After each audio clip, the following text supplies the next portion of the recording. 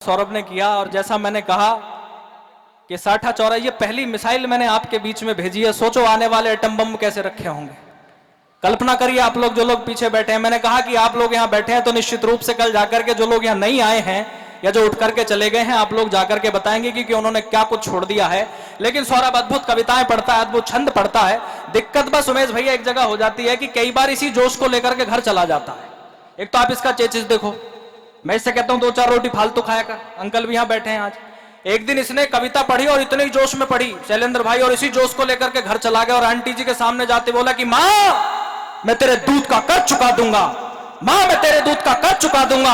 Aunty बोली 2 महीने से दूध वाले के पैसे ना देखा है, पहले उसके देखा। चल कमाल है, अद्भुत है। अंकल भी सामने बैठे, इसके पिताजी बैठे हैं सामने। अंकल भाई अंकल को प्रणाम करता हूं। एक दिन और कविता पढ़ रहा भाई साहब लखवा में, ऐसे जोश में कविता मोनू भैया पढ़ी और इसी जोश को लेकर के फिर चला गया घर।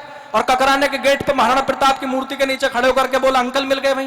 बोले पिताजी ये सत्ता मेरे हाथ में दे दो, हालात बदल दूंगा। ये सत्ता मेरे हाथ में दे दो, हालात बदल दूंगा। अंकल बोले 2 दिन से पजामा उल्टा पहन रखा, पहले से सीधा कर ले, तू बदलेगा हालात का। अद्भुत कविताएं सौरभ पढ़ी, वाह। मैं बहुत साधुवाद आपको देता हूं। लेकिन कमाल आदमी है। देखिए साठा चौरासी के ये ग्रामीण अंचल के कार्यक्रम, यहाँ के कवि सम्मेलन, यहाँ की रागनियां, यहाँ के मेले, बराबर में पैठ के चबूतरे पे मेला लगता है। अभी इन लोगों ने कराया तो मुझे भी उसमें बुला लिया, मैं भी चला गया एक बार। मैंने वहां एक कमाल की चीज देखी मोहित भाई। वहां मैंने देखा लगभग 110 किलो की महिला, लगभग 110 किलो, अपने 35 किलो के पति को लेकर के टैटू वाले के पास गई और उसे जाकर के बोली कि भाई साहब इनके हाथ पे शेर बना दो। टैटू वाला यहीं का था, उसका देखते ही पारा चढ़ गया। उसने ऊपर से 2-3 बार उस विवादित ढांचे को देखा और उससे बोला कि ऐसा है इसके हाथ पे ना बनने का शेर। बोली फिर? बोले इसके हाथ पे तो सांप बनेगा। जिनकी तालियां वो इस बार उनको ठा के बाहर आ जाएंगे। बोले इसके हाथ पे ना बनने का शेर, इसके हाथ पे तो सांप बनेगा। और बोला सांप भी बनेगा बिना फन वाला, मरा हुआ लंबा। जिनके ठाके नहीं निकले अगली बार पर पीछे तक आ जाएंगे। उनका इसके हाथ पे ना बनने का शेर, इसके हाथ पे बनेगा सांप, और सांप भी बनेगा बिना फन वाला। और बोला उसे भी इसी साल बनवा लिए, और नहीं अगले साल को तो केचुआ ही बनवाना पड़ेगा। तो कमाल है यहाँ के लोग, यहाँ की परंपराएं। आप लोगों की ऐसे ठाके आते रहे। आइएगा, मैं अगले कवि को आपके बीच में आमंत्रित कर रहा हूं। मेरे चुटकुला पढ़ने से आप लोग समझ गए होंगे कि मैं हास्य की भूमिका बना रहा हूं। एक हॉस्पिटल के बाहर 2 पंक्तियां लिखी हुई थी कि खोल लेते अगर हंस बोल के दिल यारों के साथ, खोल लेते अगर हंस बोल के दिल यारों के साथ, तो आज हमें ना खोलना पड़ता यूं हजारों के साथ। एक बार जोरदार तालियों से आप वेद त्रिपाठी जी को आमंत्रित करें। हमारे वेद प्रकाश मणि जी अलीगढ़ से हमारे बीच में आए हैं, वो एडवोकेट हैं। मैं तो चाहता हूं कि आप भी कल से धौलाना तहसील में आकर के बैठो। एक बार जोरदार तालियों से आप उनको आमंत्रित करें। वेद प्रकाश जी आए, अपनी कविताएं पढ़ें, आप लोग मन से सुने।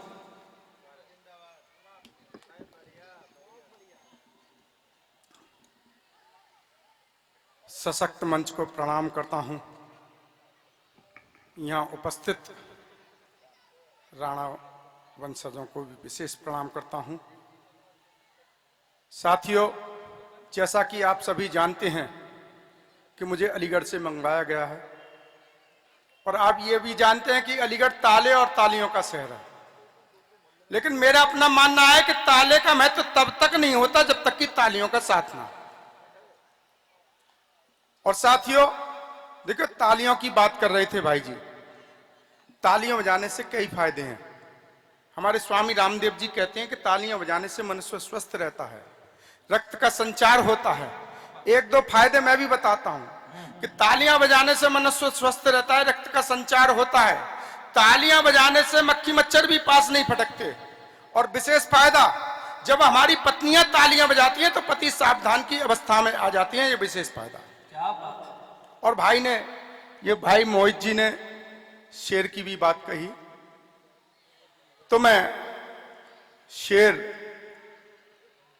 पूरे देश का एक ही शेर, महाराणा प्रताप जी को नमन करता हूं। आज देश में चुनाव चल रहे हैं, लेकिन मैं कुछ और कहना चाहता हूं। न नेता चाहिए ना भी नेता चाहिए, न नेता चाहिए न अभिनेता चाहिए, चेतक सारथी रण सुचेता चाहिए। न नेता चाहिए न अभिनेता चाहिए, चेतक सारथी रण सुचेता चाहिए। कब शब्द भेदी बाण सा प्रणेता चाहिए, कभी शब्द भेदी बाण सा प्रणेता चाहिए। राणा प्रताप वीर युग विजेता चाहिए, राणा प्रताप वीर युग विजेता चाहिए। और जो स्वप्न हम देख रहे हैं हिंदू राष्ट्र बनने का, अरे हिंदू राष्ट्र तो था और है और रहेगा, केवल हमारी मानसिकता दूषित हो गई है, हम भटक गए हैं। मैं सच कह रहा हूं। तब मैं कहना चाहता हूं ये बच्चे भी भटक गए हैं। बेटा बैठ जाओ रे, जिसकी खरीद है ये खरीद सारी यहाँ बिखर गई। बेटा पीछे जाकर के बैठ जाओ। जो इनकी कविता पे चुपचाप नहीं बैठता, रात को सपने में सांप आएगा, सारे बच्चे वहां बैठ जाओ पीछे जाकर। एक बार जोरदार तालियां बजा करके आप लोग मंच से जुड़े। देखिए, वही राष्ट्र श्रेष्ठ व सर्वत्र महान होता है। बात हिंदू राष्ट्र की कर रहे हैं और जातिवाद में हम बट रहे हैं, तरह तरह की दुकानें खोल रखी। मैं कहना चाहता हूं संकेतों के माध्यम से कि वही राष्ट्र श्रेष्ठ व सर्वत्र महान होता है, जहां पूजा पद्धति एक ही विधान होता है। वही राष्ट्र श्रेष्ठ व सर्वत्र महान होता है, जहां पूजा पद्धति एक ही विधान होता है। वो माटी चंदन पूजनीय बन जाती है, वो माटी चंदन पूजनीय बन जाती है, जहां राणा प्रताप का बलिदान होता है। और साथियों, मैं चार पंक्तियों के माध्यम से, एक छंद के बंदे के माध्यम से, मैं सूरवीर परम बलशाली महाराणा प्रताप जी को कोटि कोटि नमन करने के साथ साथ उन सेनानियों को भी नमन करना चाहूंगा जो उनके साथ लड़े और जिन्होंने अपना सर्वस्व नछावर कर दिया, उनके परिवारजनों को भी नमन करना चाहूंगा। तब मैं कहना चाहता हूं कि भारत की भूमि को राणा ने रक्त दिया, कि भारत की भूमि को महाराणा ने रक्त दिया। ऐसे परमवीरों को नमन हमारा है कि माताओं ने लाल दिया, कुछ न मलाल किया।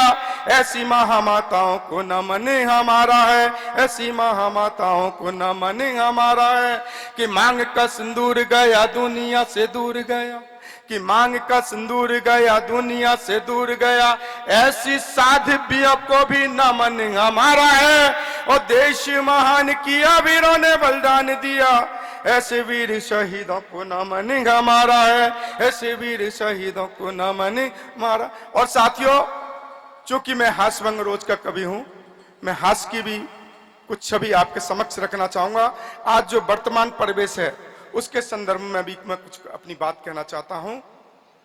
एक बात और कहना चाहता हूं साथियों कि स्वाधीनता के बाद भी हमें तथाकथित रूप से गुमराह करके ऐसा इतिहास पढ़ाया जाता रहा। क्यों पढ़ाया जाता रहा? एक प्रश्न चिन्ह का मैं आपके समक्ष रख रहा हूं कि जिनको होना चाहिए था आज कारावास में, कि जिनको होना चाहिए था आज कारावास में, कार है आवास है आज उनके पास में। कि जिनको होना चाहिए था आज कारावास में, कार है आवास है आज उनके पास में। कि काले कारनामे कर कुंडली जो मार रहे, घूम रहे श्वेत वस्त्रधारी के लिबास में, घूम रहे श्वेत वस्त्रधारी के लिबास में। कि जनता का रक्त चूस हाथ मजबूत हुए। किसी का नाम लेने की आवश्यकता नहीं है, प्रतीकों के माध्यम से कहने का प्रयास कि जनता का रक्त चूस हाथ मजबूत हुए, ऐसे प्रश्न फाड़ डालो दिन के उजास में कि राणा शिवा राम श्याम जिनको पढ़वाना था, बाबर को पढ़ाया गया क्यों इतिहास में। स्थिति और भी अजीब है। एक तरफ तो हमारे मोदी जी यशस्वी प्रधानमंत्री, और दूसरी तरफ महादल। मैं कहता हूं कि जो महादल जो मिलकर बनाया है वो दल सीधे सीधे मैं कहना चाहता हूं कि दल दल मिलकर महादल बन गए, कि दल दल मिलकर महादल बन गए। अली बाबा 40 चोर खेल रचाएंगे और भाषण सुनाएंगे और पौवा भी पिलाएंगे। हाथ जोड़ पैर छूको सबको रिझाएंगे, हाथ जोड़ पैर छूके सबको रिझाएंगे। और साथियों कि टिकटों का बंदरबाट मिल के करेंगे ये, कि टिकटों का बंदरबाट मिल के करेंगे। साम दाम दंड भेद नीति अपनाएंगे और सपने जो देख रहे हाथों को भी सेक रहे, फिर से चुनाव में झुंझुना बजाएंगे। और साथियों मैं जो आज वर्तमान परिवेश है उसके संदर्भ में केवल 2 बंद। धन्यवाद। एक बार जोरदार तालियां आप उनके कार्यपाठ के लिए बजा दें।